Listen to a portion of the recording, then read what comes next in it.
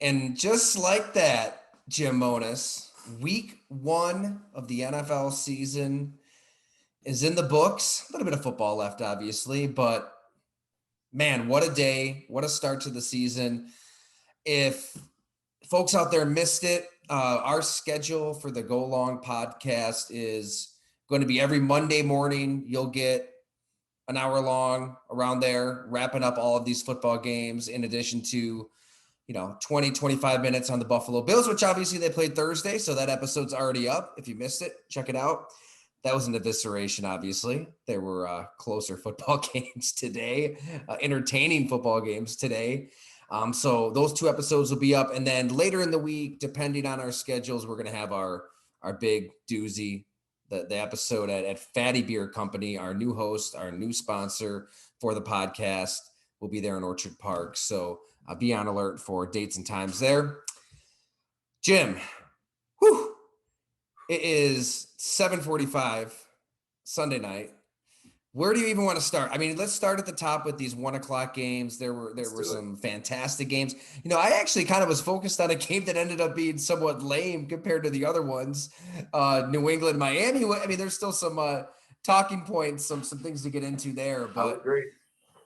I mean, it really is the NFL in a nutshell. When you get to about 3:55, 4 p.m. and there are 5-6 games just simultaneously being decided in like the last few seconds with just ridiculous finishes. I mean, you stuff that you can't even make up. That's what the NFL wants. They want the drama. They want everybody, going nuts on the Red Zone channel. I do have one problem with how this witching hour goes down. Let's get it out of the way. I hate kickers. I hate that these games are decided by kickers. It's just brutal, but entertaining nonetheless. So how did you take in football today, Jim? From the gambling side of when I watch a Sunday, this is why you do it. You go through every scenario. What looks so good at 2:30 p.m., 3 p.m., you're feeling so good about half your bets, and you're going back and saying, okay, now you can hone in on your parlays, which ones you really need to win. And then it's like, it just completely gets flipped from 3:30 to 4:15. I mean, it really is true. And it's for gambling, for fantasy, for the fans of just football. Just the fans of the teams, right? Exactly. I mean, this is for every single aspect of it, it's covered. The entertainment value in the NFL it's just unmatched. Well, I don't remember football really being like this growing up in the 90s.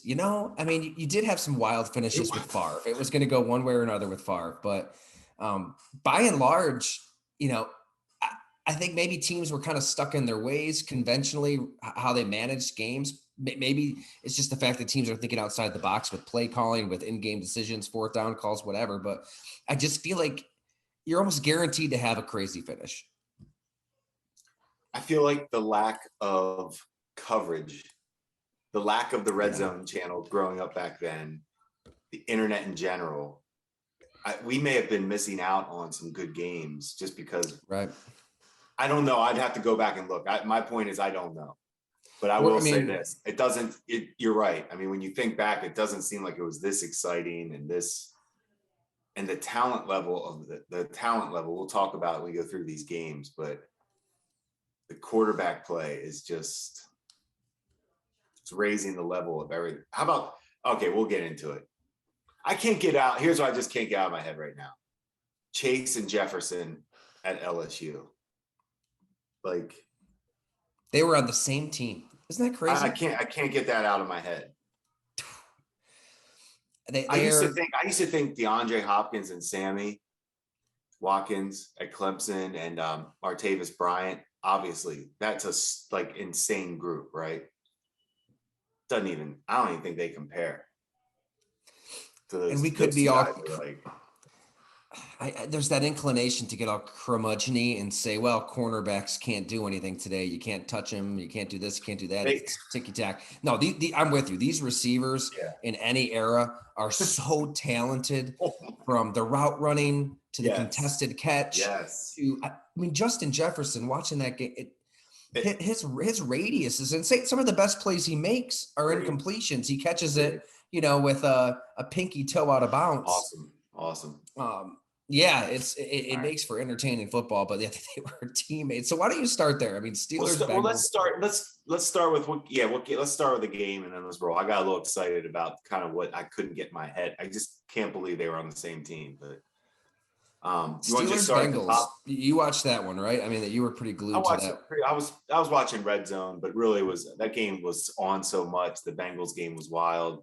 I thought the Steelers, you could tell how much that game meant to Tomlin. And by the way, you should just pick the Steelers to win the Super Bowl. You're right. Again, they couldn't throw the ball at all. They couldn't run the ball at all. Everything was a disaster. And guess who wins again? The Steelers. I don't know how to say it. I don't know how to talk about them anymore other than that was a typical Steelers game that only they could find a way to win. I don't know what to say, but they got to Burrow. They put Burrow in some tough spot. Yeah, they were getting after him pretty good. They caused a lot of turnovers. Burrow still, did his thing. He fought through. The Steelers really didn't, the Steelers really should have had a big lead. And they let Cincy hang around, and what happens? Cincy should have won. I mean, that kicker never misses. I mean, we have to run down the stats. So anyway, first. So Cincinnati had 32 first downs to Pittsburgh's 13 first downs. Pittsburgh was 4 of 15 on third down. Pittsburgh was outgained by Cincinnati 432 to 267. I mean, Pittsburgh had 8 penalties. Cincinnati only had 4, obviously. And Cincinnati had the time of possession was 44 minutes to 26 minutes, but 5 turnovers to 0. I mean, amazing. It sounds simplistic to say, but the game is all about turnovers, and I guess it's a credit to my Super Bowl pick, right? Cincinnati. I'm going to spin zone this like crazy. It's a credit to my that they were even in this game.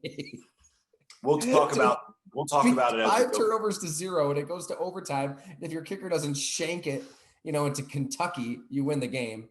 And I love Evan McPherson. I hate kickers, but I love Evan McPherson. But yeah, I do hate kickers. So yeah, get rid of them all. I mean, for the games to be decided in that fashion is frustrating. But yeah, so you're watching this game. What about Pittsburgh then, Jim? I mean, you've been in the NFL for 17 years. You've studied it closely. Like what's inside? Because this isn't abnormal. It's not like they just out of nowhere got forced these 5 turnovers. They win this way. They've won this way for a long time under Mike Tomlin. What is it? Like what's I guess in the water for them to pull this off? Right now, they're clearly I didn't see any difference on offense for them at all. Like Trubisky, it didn't look good to me. That being said, it's week 1. He's on a new team. I'm going to calm down. I don't want to make any really rush to judgments other than maybe Kyler Murray. We'll get into that later.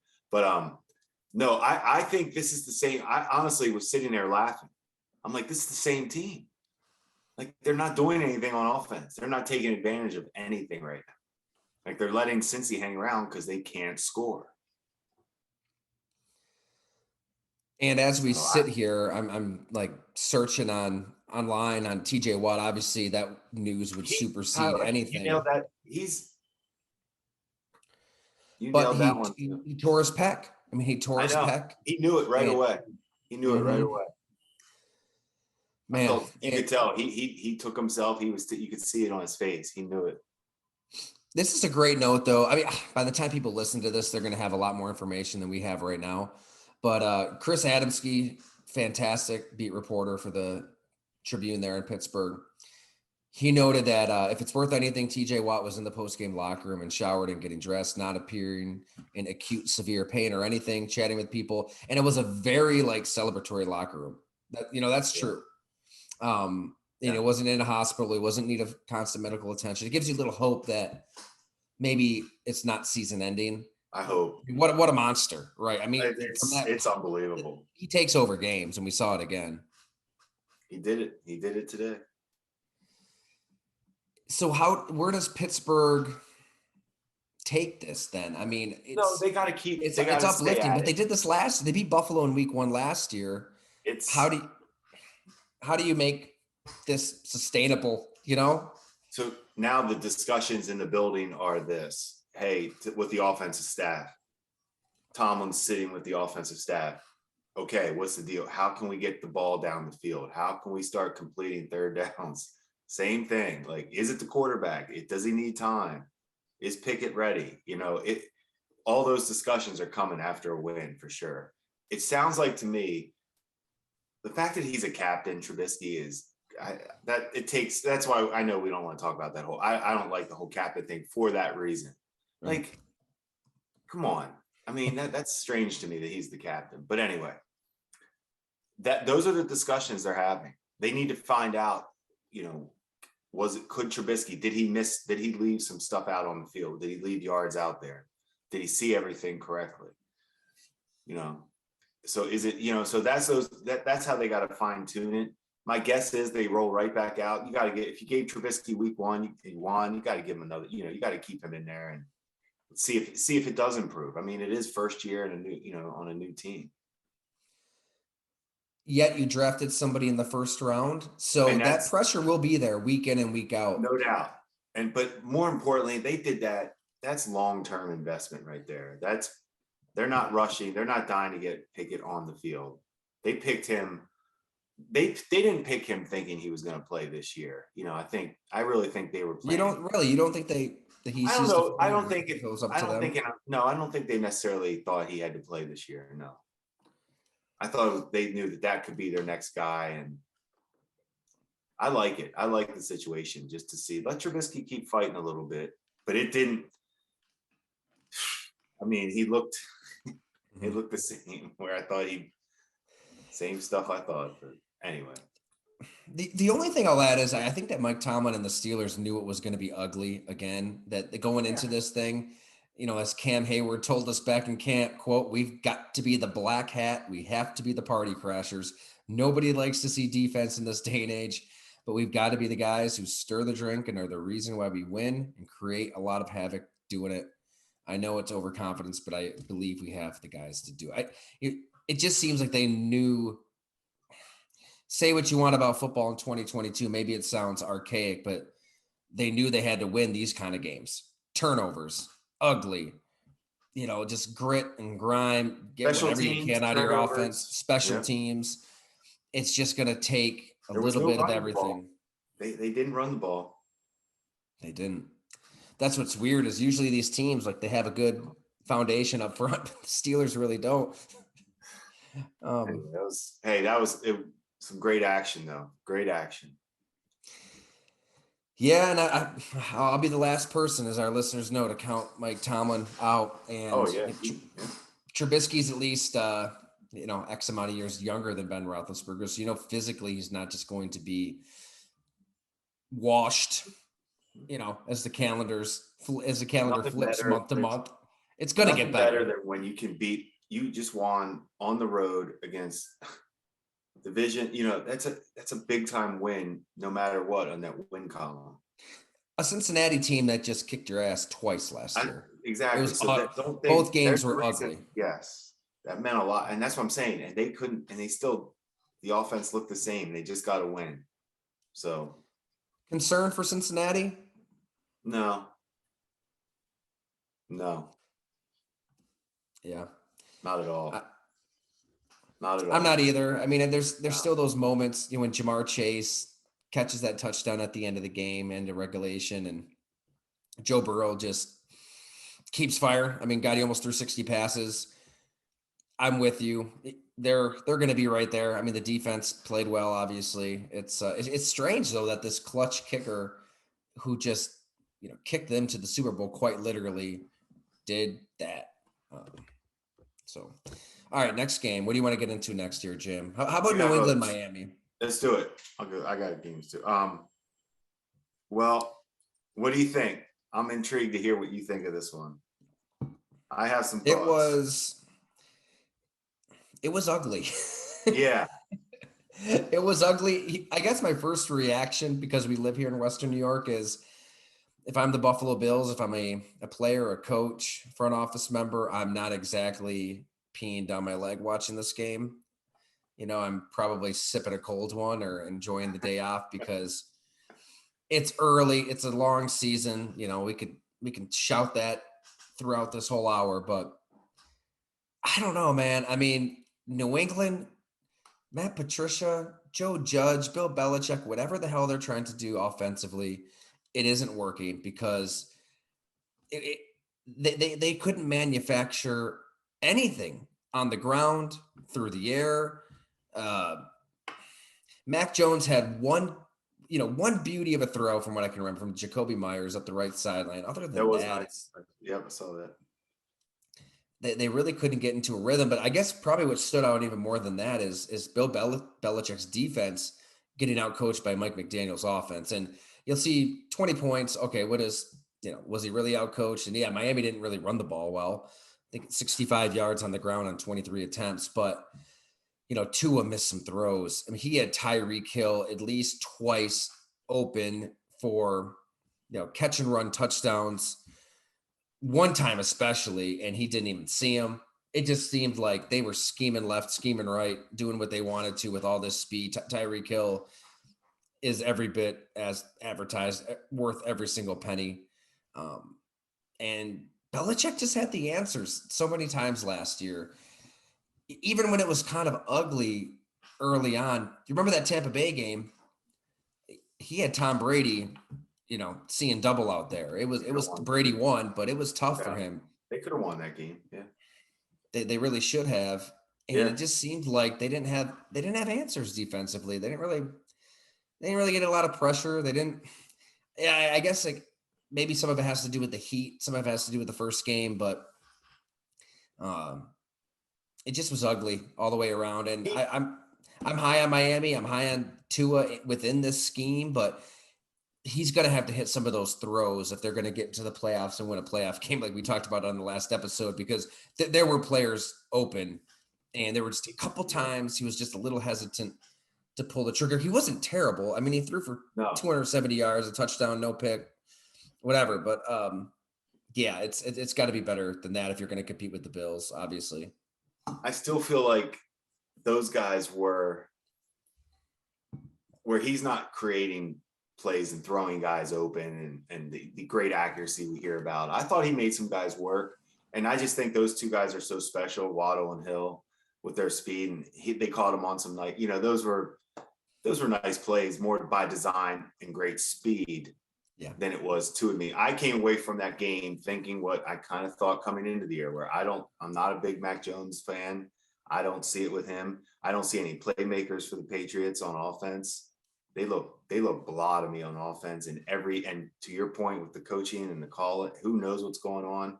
Miami, I take away that they're believing in the coach right now. They seem like they're believing in him. We're going to need to see Tua play better to beat better teams. I think you're right. I'm coming away from that still thinking Tua's in that middle of the pack. Like, I'm not down on him. I don't necessarily see elite, but I don't, there's something there. So that's how it was good though. That's perfectly put. That game intrigued me. Right. It's not like nobody out there should just be trashing him. Nobody out there should be championing him. It just kind of was. Let it play out. Yeah. The catch that Tyreek Hill made though, when he I think it was, here, I'm pulling it up, 13. Yeah. I mean, it's just a jump ball, and he's 5'9", and that's what I was going to say. 6'7". Right. Absolutely just takes it right away from the corner. That he's going to make Tua better, and they know that. It's going to get better. Yeah. But maybe that instead of being down, everybody should be optimistic, because there were players that were open, and he did have Belichick on the ropes, and it should have been 35-7 instead of 27. First game, new offense, new coach. Like you can't. It does take time. That's obvious. I mean, we want to rush to judgment so fast, but I'm still seeing the same stuff, but definitely positives. Baltimore Jets. Let's do it. The Flacco revenge. my goodness. Every time that game came on, it made me sad. Like it just, I felt sad I didn't want to I felt like, I'm glad I didn't work for the Jets. Like you're sitting, it's like, you want to have some type of you're rolling out Flacco and hey, great backup. He'd be a great backup if you're a team competing, in the playoffs or something like that. You see him playing for the Jets. It's like, oh, I don't know. I take away the only thing I care about from that game is I want to know what's going on with Lamar. And I think he is correct. I think there will be a team that will make him the highest paid player. Is there a team out there though that is willing to pay Deshaun Watson money where it's 230 that would be the key. However, Lamar, guaranteed? right. Does Lamar have that as his goal, or the Mahomes thing, whatever it is? However it can work, he needs to be in that. Just think if you are the Detroit Lions, Tampa. I'm just throwing out teams right now who are going to be in positions here to reload. He needs to get out of the AFC if it's not Baltimore. Like we had talked about before, go to the NFC. If I'm an NFC team, I'm making him the highest paid player and see what happens. I'm not even thinking about it.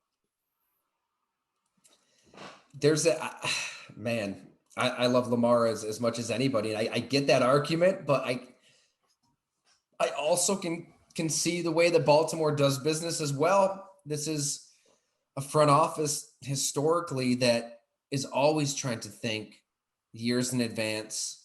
And it should be different at quarterback because quarterback's so important. But I don't know if you believe the reports, right? It sounds like they were willing to pay him, more than everybody else. But Deshaun Watson is such an outlier. If that's the holdup, then Jimmy Haslam really screwed things up here, huh? It's amazing. I've got to pull up the Chris Mortensen report here because I think Moore is as connected as anybody out there. Also a Go Long subscriber, so thank you, Moore. This is what he had early this morning. Lamar Jackson, per his sources, rejected the Ravens' 6-year contract offer with $133 million fully guaranteed at signing, which is more than Russell Wilson, 124, and more than Kyler Murray, 103.3, but well short of the 230 fully guaranteed that Deshaun Watson got. So if I'm Lamar, I'm sitting there like, I need what Watson got. Like that's the market, right? He doesn't have his agent, have an agent like making this case, but it is pretty easy to make on his part. And then if you're the Ravens, we're not going to use the Browns as precedent here after what they did to get a quarterback who's paying off a lot of women to not say a word. To them, I imagine they're thinking we're not using that. That's not a precedent. That's its own situation. That's its own case. And so here we are. He's betting on himself. Yeah. And if he plays like he did today, where he only runs 6 times, right? He didn't run a lot, and not as much as he usually does. And he threw 3 touchdowns. One of them just that gorgeous 55-yard bomb to Rashad Bateman. Yeah, it was pretty. If he throws the ball well this season, you're right. I think there probably is a team out there that won't care about any of this. They'll just pay him whatever. If you're an NFC team, he puts you. If you get him, you are automatically have a chance at the Super Bowl. Right away. So who cares what the dollar figure is? That's how I look at it. That's how I judge it. I wouldn't even. I'm like, what do you want? You want more than Deshaun? I don't agree with that, but sounds good to me. We'll figure it out. You just made us relevant. And the Ravens, Ozzie Newsome, we wrote about all this in Blood and Guts. I hope people buy the book, check it out. They have to be willing, right? This is a franchise that was built from scratch. It's in an old police barracks in 1996. Ozzie Newsome with his bare hands and people, Phil Savage and Kirk Ferentz. It was a small group of people that are building this thing up. And it's worked, for 30 years, whatever it's been. They believe in the way that they build a team. And they're probably thinking, we want a Super Bowl with Trent Dilfer. They want a Super Bowl with Joe Flacco. We're not going to mortgage that much, which is crazy when you're the team that had this vision for Lamar Jackson, and it's worked out so well.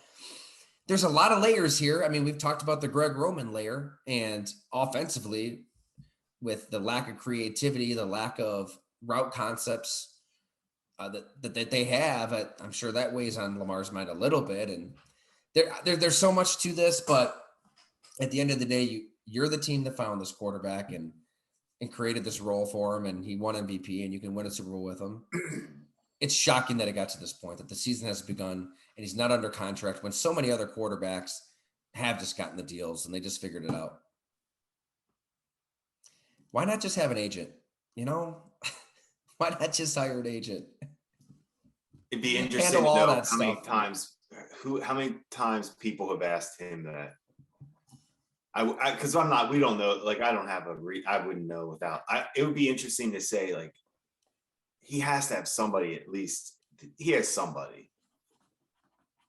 Yeah. At least giving him some type of counsel. Well, we've had Joshua Harris on the podcast or on the happy hours. His private quarterbacks coach has been with us, right? I mean, I think that's a mentor for him, somebody he leans on, and I'm sure he gives him some tough love, but sometimes not tough. Maybe tough love isn't the term, but like sometimes these star players need to hear what they don't want to hear, and that's where an agent can come in and at least draw up the picture on the board. Like, this is the market. This is why they're doing this. This is why they're doing that. An agent could probably explain to him, like, what your point was about the whole Deshaun thing. And, hey, we can't base your contract on something that unique, however you want to phrase it. But that's not how we do business, like you were saying. And explain to him that. But here's where I am on Lamar's side with not needing an agent. I know what the highest paid guy makes. I want more than that. Who wants to do it? That's the only thing I'm saying. Tyler, part of me loves it because I feel like if that's what he's doing, good for you, man. Because I do think a team will do it. Here's the only reason, and I'm with you. We're pro player. We say it a million times. The only reason I don't like it, though, Jim, is like he is unique. So, okay, you don't take this deal, which is a really good deal, and they're going to slap the franchise on you next year. So then you're talking about 2 more years and now you're not and eventually hits, are you? Yep. Two more years of experience. By the time you are able to hit the open market, the argument against you theoretically could be stronger, right? Like, you're different, Lamar. Like, we don't know how long you're going to be able to keep this up, Lamar. Like, I don't know. That's maybe the cautiousness, the dad in me kind of setting in, where it's like maybe it is best he's just betting on himself, and somebody will pay it, and he'll get to that point, and no question he'll laugh in our face. To your point, the tricky part with his skill set are the legs, because once that goes a little bit, and not that his whole game's on it, but it's what makes him special. What's the shelf life on that? And that's where the agent team could have good discussions on that, saying, look, make him the highest paid player for the next 5 years. Yeah. However we can do it. But I just think overall it's good to have some advisors. I don't disagree. I just, there has to be, I guess I'm trusting that he has some type of counsel. Yeah. That he's paying somebody that can read and help and, read over the language. It's so funny we're talking about this right now. But I won't say who it is. We'll just call him a longtime veteran offensive lineman that we both know is just texting me up a storm. And he just texted me a bunch of links, and he goes, how much guaranteed money did Orlando Brown, Roquan Smith, and Lamar Jackson give up by not having an agent? And then he added it up himself, and he came up with $524 million. Wow. None of them have agents. That's a lot of money. I wonder how does he calculate that? Orlando Brown he turned down a ton. I don't remember that one. Here, I'll pull it up because I don't want to say the wrong number. No, that's all right. I don't want to. No, it's good. It's that's right. Per Adam Schefter, the final offer from Kansas City was 6 years, $139 million. So it's 23.16 per year. It pays $95 million in the first 5 years. And then Roquan Smith was 5 years, $95 million. It's just fascinating because I'm sure these NFL players are looking at the NBA contracts, seeing the amount of guaranteed money that they get, and they're trying to fight like hell to create their own atmosphere for that. So but it's just different. It's different. It's a violent game. I mean, and these teams are looking at these guys as commodities. Yeah, it's never going to be the same, right? It won't. And the Jets are the Jets. Yeah, I don't even know what to say about that. It's like a waste. How excited were we about this team before? Like back in the spring, we were so excited. It's not even worth evaluating them because now it's like, is this quarterback? What's going to happen? Like, because it doesn't matter watching them with Flacco. That's not even their team. So until Wilson's out there and playing, I'm not even going to bother. Let's move along then. Yeah. How about this? I watched them all. Let me throw a couple at you because you had these. Yeah, we can go fast. We can go fast through some. Your fatty locks. Yeah, hit me with these two. I'll let you take the floor. Okay. Indy, Houston, 2020 tie. So the Texans and Washington beat Jacksonville 28-22, but I mean Jacksonville put up a fight there when it looked like it was going to be a blowout. So what was your takeaway with those? What I took away was in Houston, and this is the first thing I wanted to ask you about the Houston. Does Lovie Smith count as first member of David Culley's tree?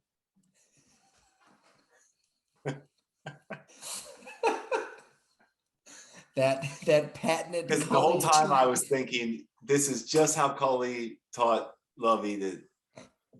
Anyway, here's what I'll take away from this game. That Davis Mills is okay. I still don't see, but I thought you were about to throw some superlative out there like crazy. No, like he's okay. Like he's, they're gonna. But that game, I came away watching that like, man, is it Phillip Rivers? Is it Carson Wentz? Is it Matt Ryan? Who's playing? All looks the same. It looks slow. The offense does not look explosive. I don't know. I didn't see it's kind of what we talked about. It's why I thought, I just don't see. Now, once again, new quarterback, new team. So I don't want to write off first game. You don't want to rush to judgment on first games, but it wasn't pretty. That was Houston's game to win. That was their game to win. They fell apart in the fourth quarter. What was the other game? Oh, Washington, Jacksonville. I'm telling you, you want to talk about crazy. Carson Wentz, it's unreal to watch him every year look the same, where you're going to see it all. You're going to see the worst quarterback in the history of football, and then you're going to see a possible MVP in the NFL. He just does. He'll make that's his range in every game. I feel like. Good luck. I don't think you can win with him. It's just too inconsistent, Carson. Trevor Lawrence missed 2 touchdowns early that you have to make. So to me, I wasn't real fired up with Trevor Lawrence today. I was hoping to see a little more. I thought I saw kind of the same stuff that I watched last year. So I was looking for a little more, but that being said, they certainly they looked better overall. The young, that young guy from Georgia. I saw what you were talking about with that, just the way he looks and moves. And anyway, that neither team to me looked like a playoff type. I know I thought maybe Jacksonville could fight, but they look like 8-8 type teams. This is why we have Jim Monos at Go Long, because in your weekly columns, study the stats. You see that headline and it's been in your Twitter bio for a while, but this is what you're talking about, because if you were just to look at a box score, if you didn't see a snap from these games, exactly. You'd see Carson Wentz 27 of 41, 313, 4 touchdowns, 2 picks. You'd see Matt Ryan going for 352 yards and a touchdown. Right. But when you actually study those stats and look deeper into their performances, it's just not what we've been trained to think about when you hear those numbers. That's well, and the other thing from the Houston game, OJ Howard, 2 touchdowns. It's wild. How did that not? I wonder how that didn't. I don't even feel like they even gave him a real chance here. 2 targets, 2 touchdowns, and he was just picked up handful of days ago. I mean, Jerry Hughes was out there. Yeah, he looked good. So, but anyway, all right. So those games. What's the next game? Next up, let's go Chicago. Oh, okay. So here, I'll make this quick. Nothing to say. I don't know how you could evaluate anybody. It was a sloppy. It wasn't fair to evaluate anybody. Now, I'll tell you what quarterback I thought looked a lot better in slop. But anyway, Justin Fields. You're shaking your head. Yeah, I mean, I'm saying he has some. He looked serious. Good? I mean, in that slot, he did look good enough, and he kept. But that's what I'm saying. I don't want to evaluate. I don't even want to get into it. It was ugly.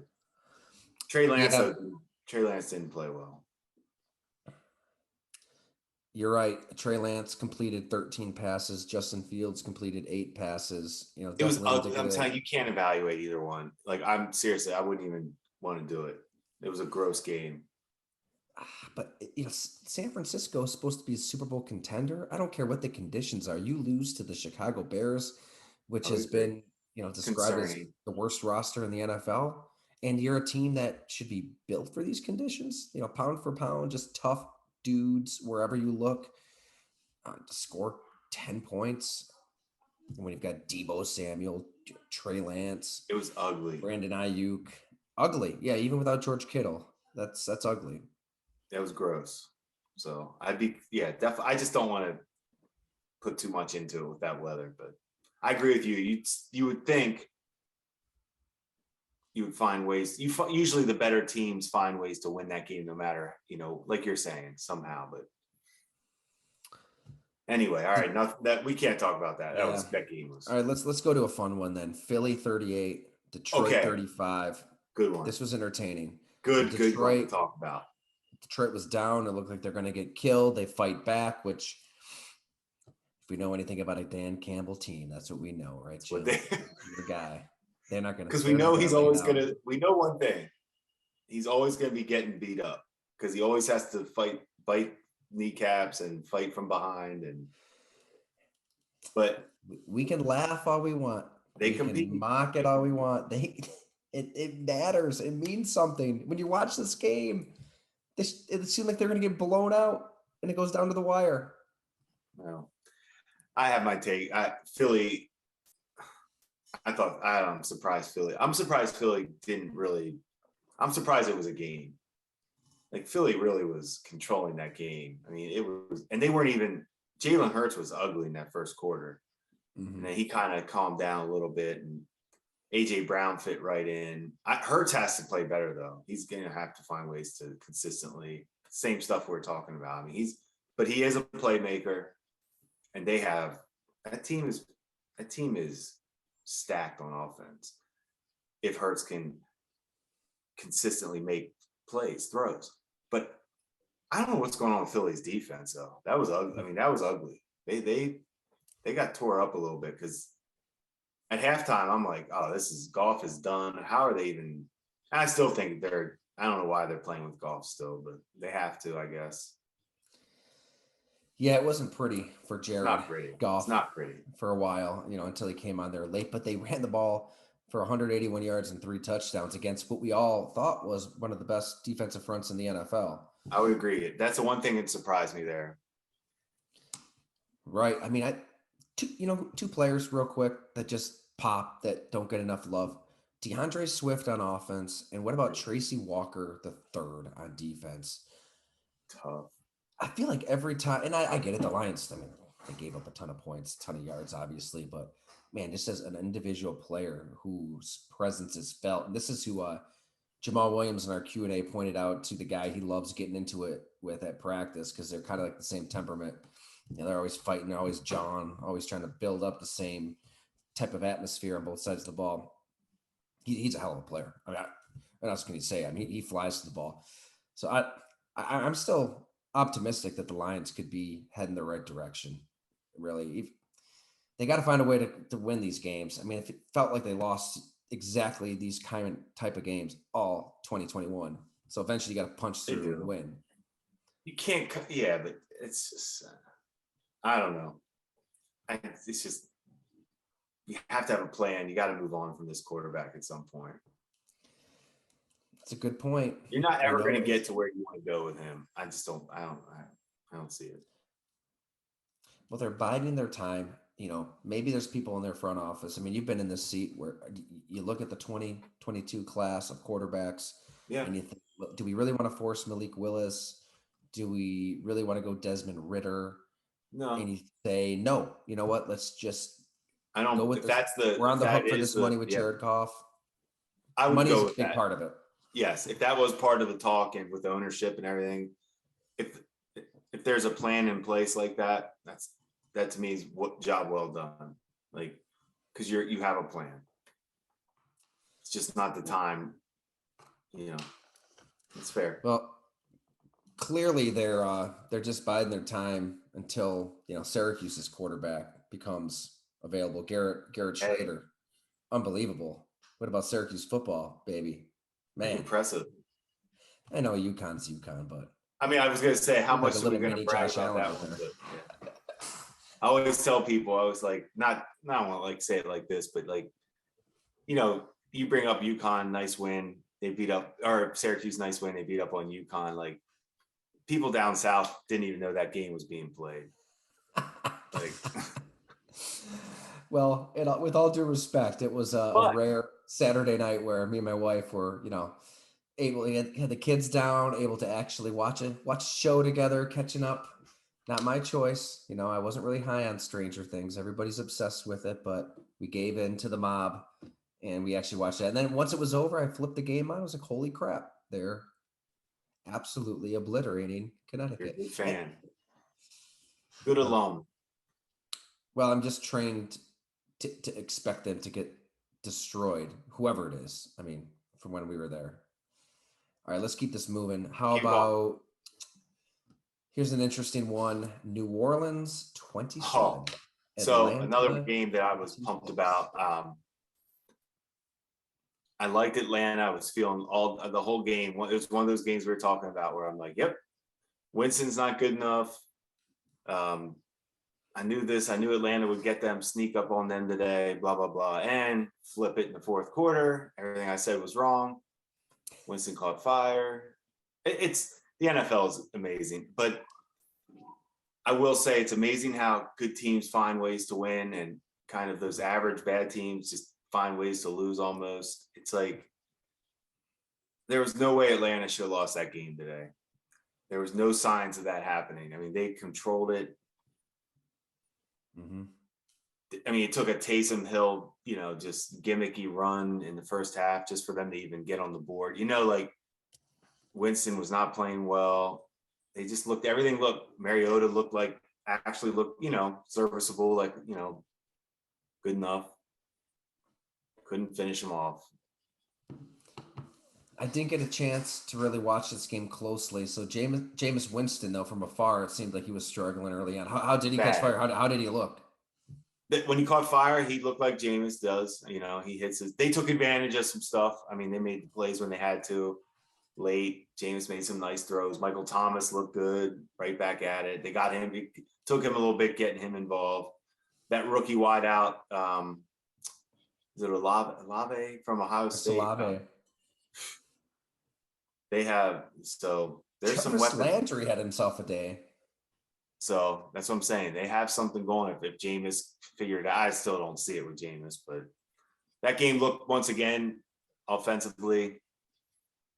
If you're in the NFC, I guess you have a chance, but those guys wouldn't hold up in the AFC right now. Jameis and Mariota. That's a really good point. all of these games in the NFC, it just goes to show how muddled the whole conference It's is. muddled. Like if you're Philly, and we're going to talk about the Giants and Philly and all this stuff right now, but even Washington with Wentz and Cowboys tonight and all, like you feel like everybody's feeling pretty good right now. Right. After, especially with Rodgers losing. We'll get to that one. Yeah, sure. We'll get there. So all right, sorry, I jumped it. So what's the next one? That was good. All right, Cleveland 26, Carolina 24. Good one. Disappointing for me. I thought Carolina would look a little bit better on offense. It looked the same. Yeah, you were high on Carolina. I felt like I was going to see a little more out of them. I'm definitely concerned. I'm a little worried about my fun pick there. That wasn't a good start. You can't beat you can't beat Brissett. I'm telling you right now, I'm not trying to that can't happen. That can't happen. You got to win that game at home. If you're I'm sorry, you're good enough to win that game. Like on paper, you're good enough to win that game. That Matt Rule and Kingsbury their seats are hot. They have to be. Shocked that Carolina's defense, which was very good last year. That's where I was most wrong on that. Where I misread that. I thought they would look better on defense against Brissett, especially. Well, 217 rushing yards, and we're not talking about Cleveland unleashing like. It's not like a quarterback is kind of boosting those numbers. It is a buck 41 from Chubb, 46 from Hunt. They just that tandem they'll beat you down. And I thought Carolina is legit, right? But you would think you would make Brissett beat you somehow, some way. Yeah. Good point on the offensive line, boy. Wyatt Teller was moving bodies. That's what he does. That's what they do up front. They're in sync. That's every year. Like that running game with them stays the same. Same with the Colts. Like those teams, they're going to be the same. Like you're not stopping that. Brian Daboll gets his all right. Let's talk about first win on the road against the Tennessee Titans. Love it. It looked like Daniel Jones might, not even make it out of the game. He was playing so poorly. He stinks. And they win. How in the hell did they win this game? I don't know. It looked like Dable. They showed Dable. He was so pissed off at Jones after that. Yeah. I mean, I don't even know what that was on that bad fade interception. It wasn't even it was such a bad attempt. The fumbles are still there. Every time it looks like the Giants are going to get the momentum, the turnover happens.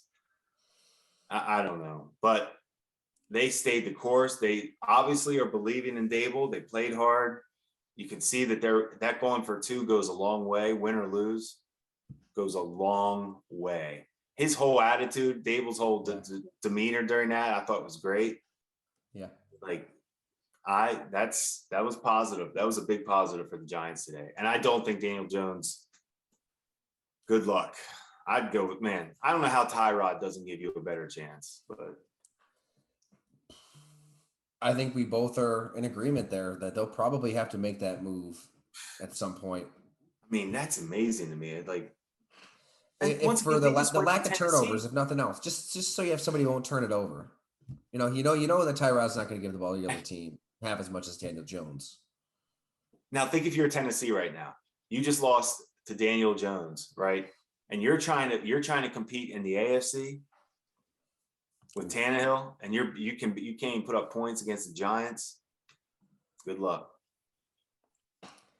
That's a rough one. I'll say this: Mike Vrabel, he won Coach of the Year for a reason. He is absolutely one of the best coaches, no doubt.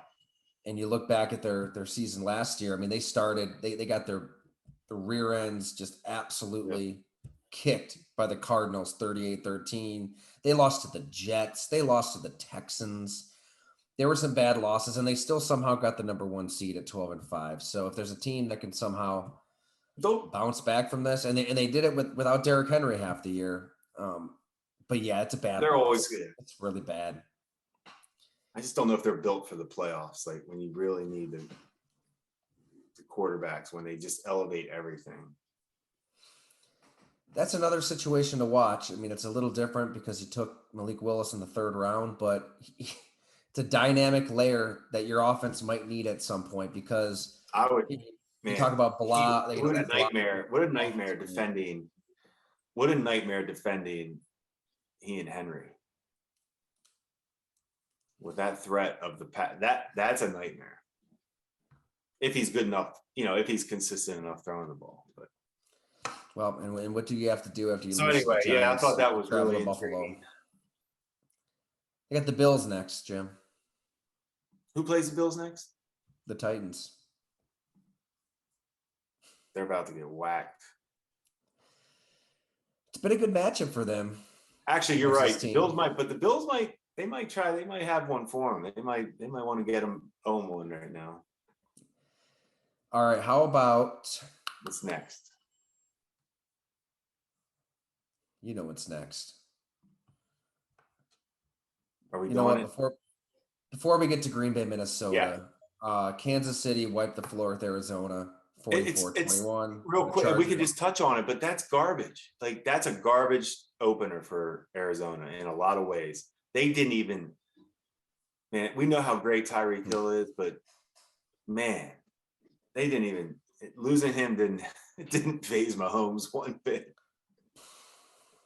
And Kyler Murray, good luck. Good luck. I'm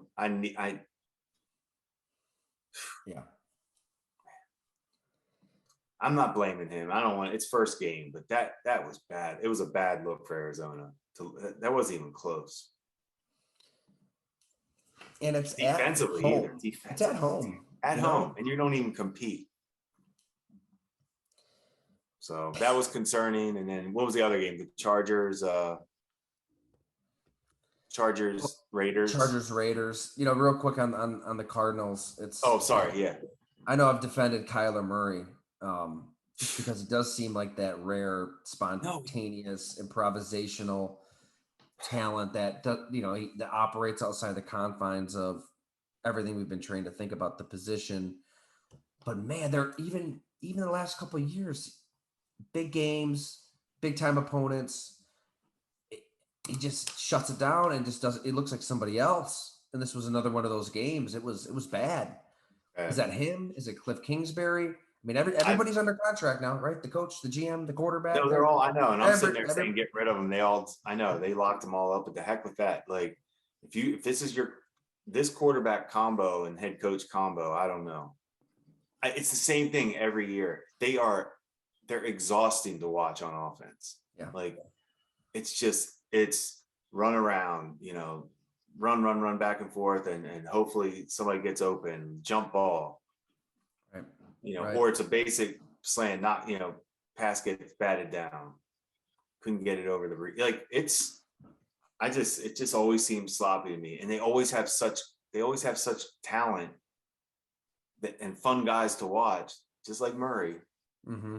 But man, that consistency and rhythm of an offense has to come through. And defensively, that was I don't even know what to say about that.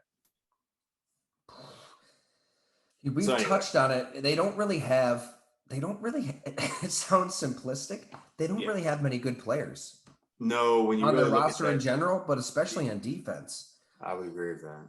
You look at some teams, the way they build, it's start with big dudes, O-line, D-line, maybe a big receiver, maybe a physical corner. You have some foundational pieces. They've drafted Tyler, poorly. I mean, Baker's good, but you just summed up. That's a perfect way to sum up that game.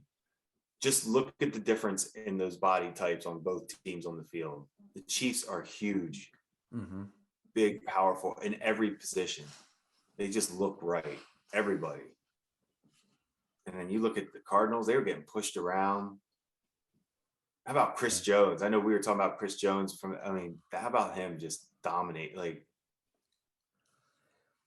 Arizona plays small. Arizona looks small. They play small. That's what it is. So, yeah, I mean, is DeAndre Hopkins going to be the white knight?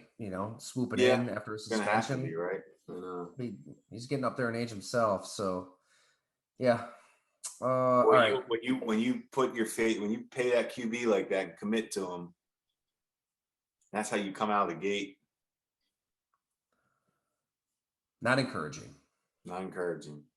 And what we got? Real Chargers, quick, Raiders. Chargers, Raiders. Hit me real quick. I think two good teams. Two good teams. Paying attention to both of them all year. I thought what I saw, I thought Herbert looked better than Carr. Mm-hmm. I thought Carr made a couple great throws like he always does. I mean, that was a good those were two good football teams, I think. That Carr Devontae Adams connection is going to keep them in any game. I mean, he targeted him 17 times. Devontae Adams, that story will always be confusing. How he's not in Green Bay right now.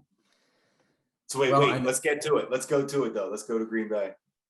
Yeah, I mean, Devontae Adams is unbelievably close with Derek Carr, and they paid him a lot of money and probably likes living in Vegas instead of Green Bay. Fair enough. Green Bay from 2014 to 2021. But you're going to the AFC. You have the best quarterback in the league, and you're in the NFC. Getting to the Super Bowl, there's a lot better path in the NFC where you were than where you went. No doubt. I mean, I think it's really simplistic to chalk up all of Green Bay's problems to they didn't have Devontae Adams, because I agree. I'm not saying that either. Right. It's easy to do. I get it. It's you're going to hear it on every broadcast. No, there's more problem. No, I'm with you on that.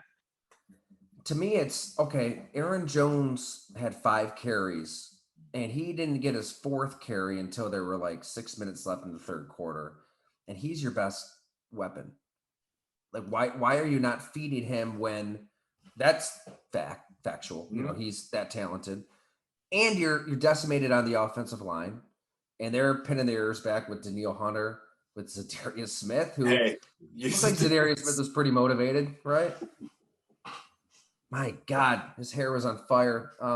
Didn't have an answer. But that's when you run the ball. I mean, that's when, whether it's on Matt LaFleur calling the plays, whether it's on Aaron Rodgers buying into the plays, I mean, the game plan just did not make any sense. Like, lean into your strengths, and that's running the ball. It's letting these receivers develop. And unbelievably ugly drop by Christian Watson, the first offensive play of the game. Aaron Rodgers put it right on the money. It was so pretty. But Christian Watson also left Patrick Peterson in the dust that first play of the game, and he wasn't targeted. That's not hard to do though. And Patrick can't run anymore. Right, but my point is, like, he didn't touch the ball until there were 3 minutes left in the game. Yeah. Like, what? You're just gonna completely write off a player from the game plan, from the passing game, because of that? That's one good thing you might have working for you. That speed. At least take one more shot, Deep. Try it. Why not? Yeah, it's gonna be tough sledding, but the injuries didn't help. I just think that Aaron Rodgers, he can't play the way that he's played his whole career in 2022. When you're just kind of you're scrambling, you're keeping plays alive, you're working off second reaction. Devontae Adams is out there. He's seeing the same thing you see. He's getting to the spot you want him to get to. I mean, he could play that way with Randall Cobb when Randall Cobb wasn't, broken down physically like he is now. He doesn't have receivers who can play that style. That doesn't exist. So you've got to win a different way. Is he willing to? Can they? The defense wasn't great. They started poorly, obviously, but it wasn't terrible. No, they actually calmed down a little, kept them around. Mm-hmm. I thought. I agree, because it looked like it was about to be a. Did you think that at all? Like, man, they're not going to. They couldn't. I didn't think they could cover anybody on Minnesota. I don't know how many people in the NFL are going to be able to cover Justin Jefferson. I don't know why. I mean, you've got Jair Alexander, and I get it. You've got your defensive game plan. But when you pay a cornerback all that money, when he's one of the best, why not just throw him on Justin Jefferson and just say good luck? Yeah. Why not? That didn't make much sense. I get. I like that. That's why you pay him. Totally. And yeah, I mean, I think that's, if you're Minnesota, you're jacked. Like, this felt different than past Viking wins over Green Bay, didn't it? This felt like it had substance to it. Like, Kirk Cousins was efficient. He was sacked once. and he's got a freak in Justin Jefferson who just chuck it up to him and good things are going to happen. Dalvin Cook ran hard. He's still the same back. The defense, though, I mean, they're the level of violence that they play with at every level is different. I mean, up front, obviously, was Darius Smith. I mean, he just uprooted A.J. Dillon on one play. And, even when Aaron Rodgers was trying to block him, I'm sure people saw that. He's getting a hit in there. But behind him, Eric Hendricks can lay the lumber. At his age, Eric Hendricks can still hit you. And then Harrison Smith. What about Harrison Smith? I mean, there was still play. At the goal line. I said it like 3 times. And I'm like, how's that guy still just a productive, good play? Like, how? Hey, real quick, not before I forget, because it made me think. There was a great hit in that Giant game. The linebacker Crowder for the Giants. He got Derrick Henry. Oh man, I'm gonna have to find I'll that try to one. find it. I'll try to find it for you, but he got him good. It was an impressive hit.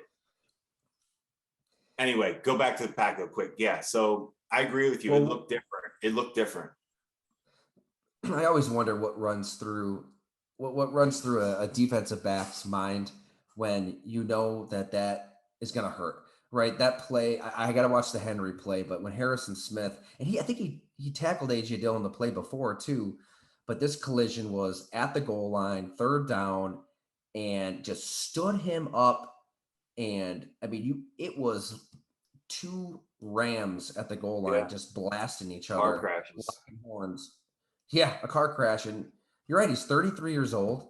He's played about 150 games. At that position. He can still run. I mean, Harrison Smith can still run too. You have to play that position or else you can't play it at all. Like, you can't be a liability. You can't be it's amazing. But what runs through your brain? Like when you see A.J. Dillon, 250 pounds, oak tree thighs, and it's going to freaking hurt. Like it's a business decision. And the Vikings have players on their defense that will make that business decision. I mean, for the right reasons. They're willing to take that physicality on. And I thought Green Bay's defense was, they put such an emphasis on it. It just seemed like they got punched in the jaw and as a team, and they were woozy for about 2.5, 3 quarters until they decided, oh, okay, let's try to fight this game. And by then it was too late. And Aaron Rodgers he's just gonna have to accept a different type of game. And boy, the frustration again written all over his face. He's John with Tom Clements, the coach who came back just for him because they had such a great relationship. These receivers, Greg Olsen made a great point on the broadcast. He said that Aaron Rodgers is very impatient and he's going to have to be patient. He's going to need to be patient with these young receivers, Watson, Dobbs, Winfrey, who, he had a nice play. I mean, it's not exactly household names, but if the season is a marathon, they usually figure things out offensively when things aren't going well. But they've been able to figure those things out with Devontae Adams in the past, and he ain't walking through that door. So, yeah, I would think that Aaron Jones probably is going to have more than 5 carries in their next contest here, Jim. That's what's great. It's a long year. It is. Green Bay's last year, first game of the year, was embarrassing. So completely. They were 38-3 against the Saints. So yeah, I'm not going to change the Super Bowl pick. No. Well, we both picked them. I trust me. Still Cincy, still Green Bay. We did say we picked them to win the Super Bowl. They're going to lose to Minnesota. We both said it. That's right. That was good. We did. All right, Jim. What do you say? Is that good for today? What do you feel? I like the fresh recap. I like this Sunday night recap. I love it, man. And boy, kudos to Jim Onis here for getting a pair of eyeballs on all of these games beyond just, a passing glance. That was a ton of intel there, Jim. So thank you. No, I'm into it. I'm all in right now. And it's so much better than college football. Yeah. Yeah, I think especially with kids, it's like you reach that point where it's Saturday, you're going to be watching football all Sunday. can't really afford to just You got to pick one or sit the other, around. one day or the other. Yep. Exactly. You got to pick and choose, pick your battles. And we had a nice little Saturday at the Children's Museum in downtown Buffalo. You should take Walter there. It's Nice going to little happen. spot. I saw that. I think that's a good. I like that. It looked Explore good. more. Yeah, it was nice. Ella and Sonny loved it. That's a little close to the casino. I wish I could get. I can't get him into the casino yet when I'm down there, but I'll make a separate trip to the museum. I'm surprised that the NFL hasn't sponsored a kids bet free. Hey, If you sign up for this app and your 5-year-olds can bet for free for up to $25. Like they got to get them young, right? That's what the NFL does. They hook you young. I'm shocked that Park Avenue, the smart people running this league, haven't thought of something like that, Jim. I'm laughing because it's gonna happen. It's probably not that far fetched. It's right? not that far fetched. It's crazy. I mean, it's so funny on Twitter just to see all the promoted ads just blasting us in the face for gambling apps and everything. Like, well, I love it. It's just, I think it's funny when you watch like me thinking Arizona was gonna 6.5 home opener. I'll take that at home. And then you see that their whole facility is it DraftKings Stadium now or whatever, FanDuel Stadium. right. I'm like, not only did I lose, like I'm losing the bet with Arizona and to the people that are sponsoring Arizona. I'm like, what am I? How is this working right now? Meanwhile, you know what? I wonder how Calvin Ridley took in today's action because if he's playing, Atlanta probably wins, right? That poor bastard, man. So hypocritical. I don't even like talking about that one. That's ridiculous. There's got to be more players out there that just, tapped a few buttons and placed a bet that we just don't know, too. All right. On that depressing note, let's sign off. Everybody, thanks for listening. All stories at golongtd.com. We're going to put our brains together, figure out when we'll be at Fatty's. It's going to be sometime Tuesday afternoon or evening because I've got a little road trip planned this week, Jim. Going to hop in the old Tacoma. Got to do it, man. Got to do it. We had a great influx of new readers, new subscribers this past month. So just a huge thank you to everybody who just found us. We will not let you down. It's going to be a fun year. Thanks so much for listening.